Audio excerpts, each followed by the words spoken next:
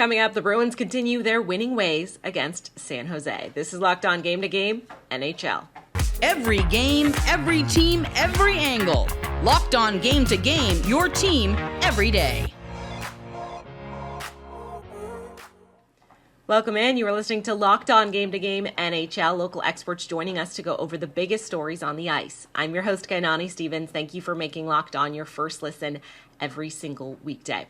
When the Bruins and the Sharks meet, it usually ends in similar fashion. It wasn't any different yesterday. Boston got their 11th straight win over San Jose on Sunday. Locked On Bruins and Locked On Sharks have more on the predictable finish between these two teams.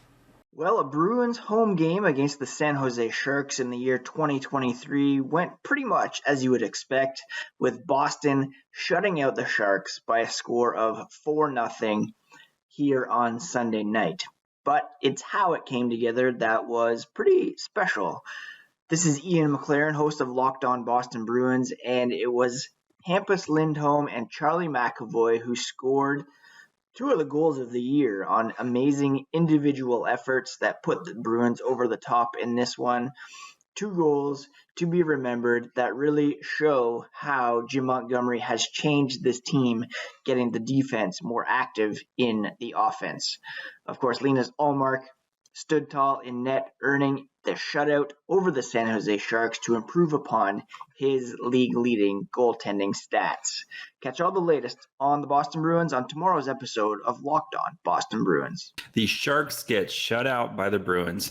I'm Jade Young of Locked On Sharks. The Sharks could not mount any offense against the best team in the NHL as they lose 4-0. The only highlight of this game was Timo Meier getting into a fight 27 seconds into it. And then the Bruins just smother the Sharks. The Sharks only had 18 shots on goal in this entire game. While the Bruins, they only managed 22. It was more about the Bruins just playing with their food and the Sharks and dominating the Sharks in every way possible. The penalty kill for the Sharks continues to struggle against these elite teams, and the power play couldn't get anything going against the Bruins as well. So Sharks road trip continues now with 2 losses in a row as they head to Detroit on Tuesday to face the Red Wings. So we'll full breakdown of this game and the Columbus game on your next episode of Locked On Sharks, wherever you get podcasts. And of course, you can watch on YouTube as well. The Jets jumped out to an early 3-0 lead in Philly. They then blew said lead, but rallied late in the third period to get the win. Locked On Jets and Locked On Flyers go over that up-and-down affair. Folks, nothing is better than winning 2 straight consecutive games over the weekend, and Winnipeg, after beating the Ottawa Senators, decided, you know what? 1 win is nice. Let's follow it up with a second against the Philadelphia Flyers, this one to the tune of 5-3. The Jets weren't always perfect, a couple of mistakes here and there, but on the whole, Winnipeg played a pretty strong game.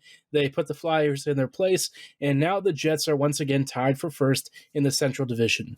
Winnipeg is also now the first team in the West to hit 31 wins, and just one of 3 with at least 30 or more wins this season so far. So a really great milestone for the Jets. We'll dive into the deeper points of the game and the game against the Sens on tomorrow's episode of Locked On Winnipeg Jets. So be sure to like, follow, and subscribe on your favorite podcasting platform of choice.